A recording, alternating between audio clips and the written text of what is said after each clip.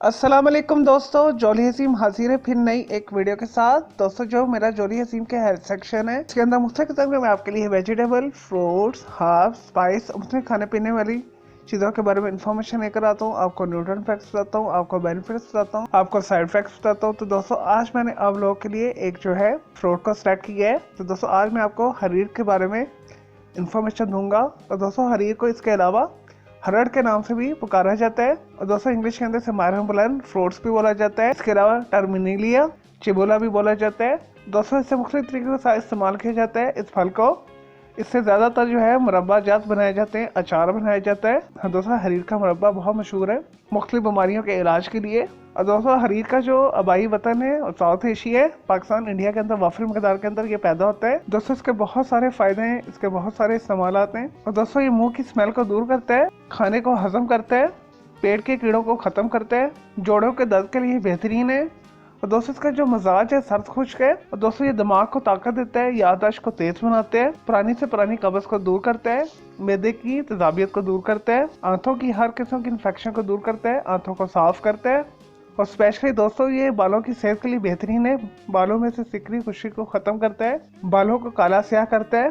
और दोस्तों उजलात की कमज़ोरी को दूर करता है। तो हरीर जो है जिसमें से जो कड़ले पड़ती है उसे दूर करती है। और दोस्तों नज़ला ज़ुकाम को ये दूर करता है। और दोस्तों खूनी बादी बवासीर के लिए भी बेहतरीन है।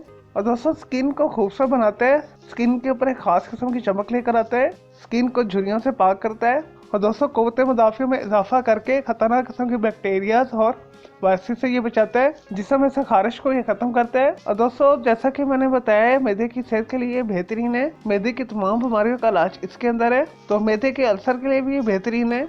चले दोस्तों ये तो थे हरड़ यानी हरीर के बारे में थोड़ी सी इन्फॉर्मेशन, यूजेस, इसके बेनिफिट्स। अब आते हैं इसके साइड इफेक्ट्स की तरफ। दोस्तों इसकी जो मुनासिब मकदार है एक दिन के अंदर 2 तक है, एक सुबह खा लें और एक शाम में खा लें। मुरब्बा फार्म में ये आसानी के साथ मार्केट से मिल जाता है, किसी भी पंसार स्टोर से, हर्बल स्टोर से आपको इजीली ये मिल जाएगा।